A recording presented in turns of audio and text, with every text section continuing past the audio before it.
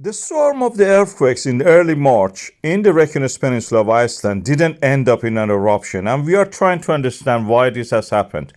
The earliest eruption that we have in this volcanic system of Svartsengi was in the December 2023.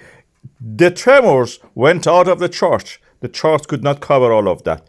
Then came the January 2024, and the eruption was quite powerful. This one actually burnt some of the houses in the north of the Grindavik.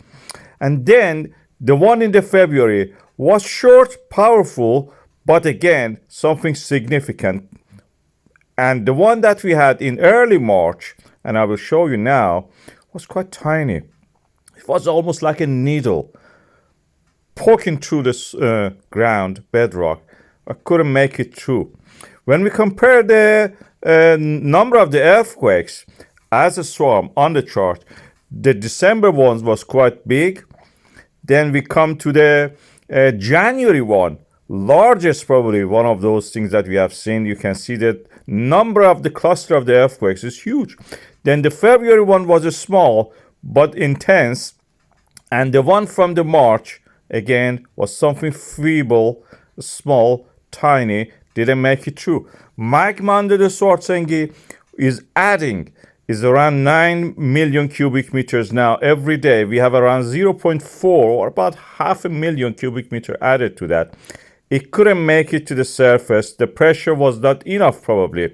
So when the Svartsengi reservoir under the Svartsengi power plant fills up, it has to flow through a system of horizontal sills toward the Sundhnúka craters in the east and through a dike, which is a fault line filled with the previous magma, rise up and erupt. In this case, something was blocking it. It probably didn't have enough pressure. At the same time, it could not melt the previously solidified magma in the seal or make up new pathway for itself. And the earthquakes could not actually create that pathway for it. So something was blocking. It didn't have the pressure also, so it just stopped. It just solidified, it stopped in that place, couldn't go any further, and was trapped practically in that sense. At the depth of 5 kilometers we are talking about. That's the depth we saw in the earthquakes.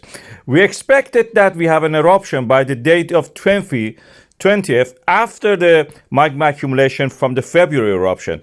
But what we had yesterday was just some of the magma from the Svartsengi was lost. So we had a reduction into the dike and the sill. It couldn't make it up. We expect that if it follows the pattern of the first earthquake pattern that we had in the Grindavik, it may do it in the day 29th after the start of the magma accumulation under Svartsengi, which makes the date of the 5th of March. From that time onward, we may have an eruption. So until then, you can go on and sleep practically, what I'm trying to say to you.